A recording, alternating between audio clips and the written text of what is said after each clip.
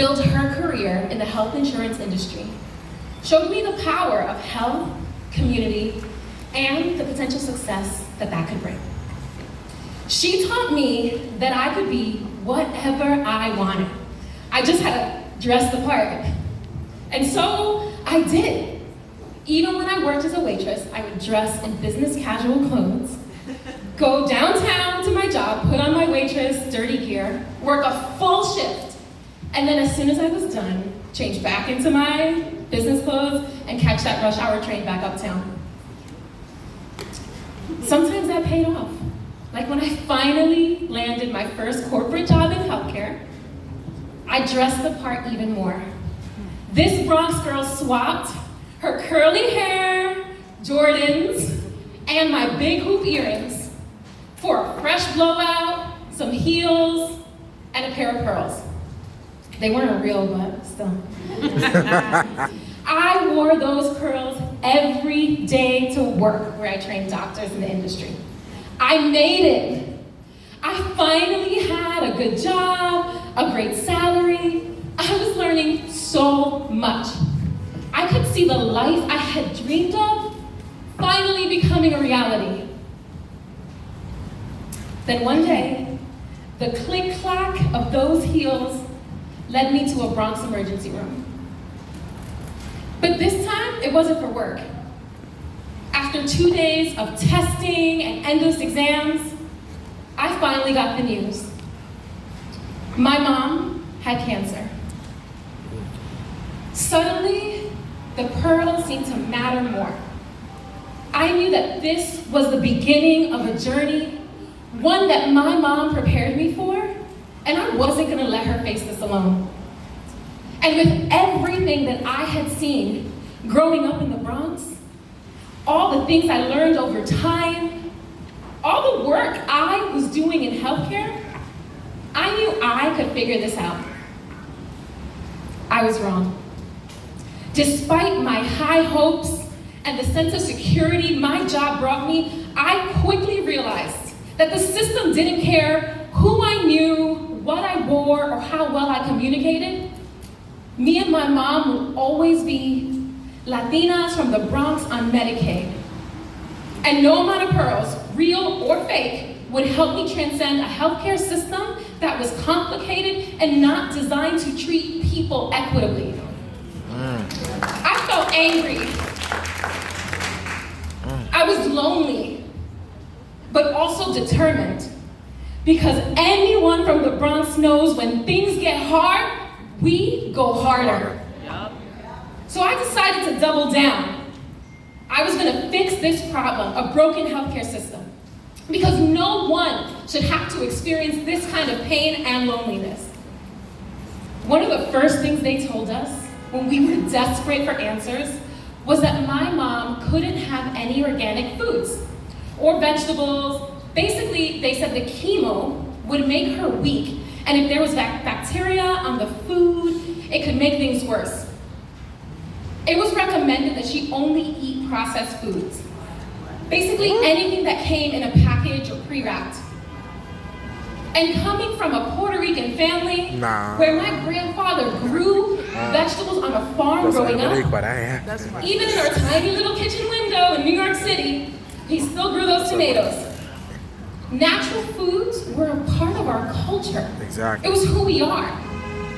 This was the first of many moments to come where what I knew intuitively would contradict with what I was being told.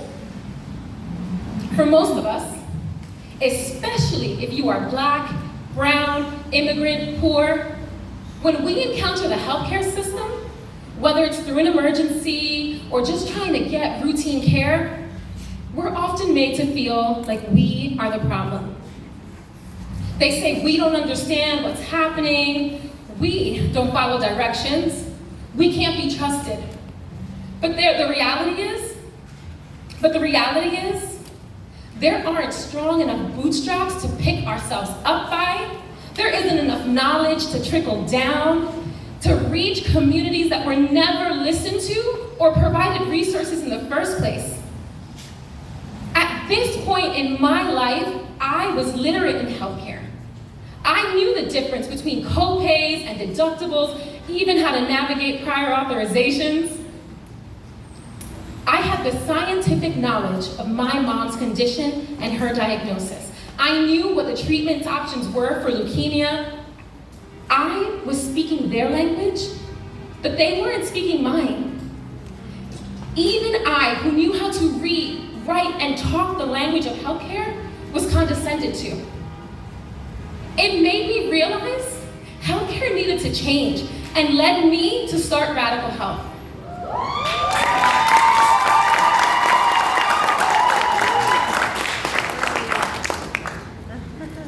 Angela Davis said, "Radical simply means grasping things at the root. And Radical Health gets to the root of healthcare through community." You see, this all started around my kitchen table. I invited people and listened to the folks tell their stories for hours on end. I knew that I wasn't the only one who was frustrated and alone. In fact, there were many people. Doctors, teachers, strangers on the street, maybe many of you here today who feel the same way. These early conversations were the blueprint for what Radical Health would be, and I see them as the future of what healthcare could look like across the United States. We know that conversations alone are not enough. We need action. Who listens to you when your doctor won't?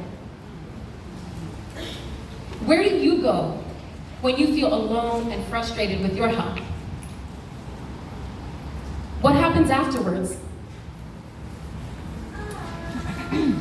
The circle that happened in person at my kitchen table was not enough.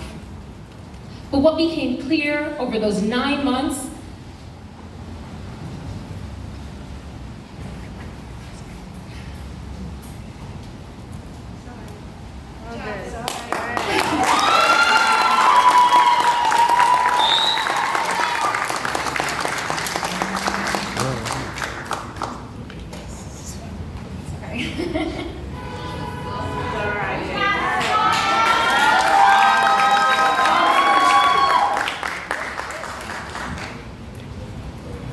What became clear over those 9 months was that there was a social and cultural disconnect. Today, we're taking it a step further by using tech to bring those early conversations online using Indigenous circles.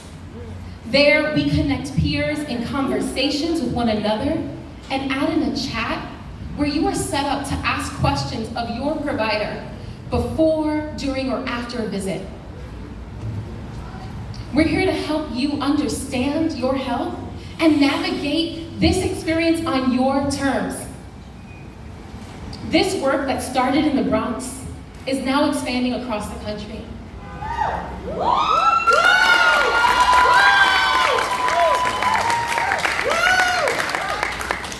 Good or bad, the Bronx has a reputation that precedes it. For years, researchers studying the Bronx come to our borough to study our problems and our pain. They look at how highways built in the 1920s impact our high rates of asthma. They study how a lack of mental health resources here in the Bronx is tied to a faulty insurance model. We've had some of the worst health outcomes in the United States. But let me tell you, we're more than a case study. We're a community. And if it wasn't for the Bronx, this Radical Health thing probably wouldn't be going on. Because when the healthcare system failed me, my community stepped up. In those early days when I sat at my kitchen table listening to my friends and neighbors, I realized I didn't need a seat at somebody else's table. I needed to add more of the right chairs to my own.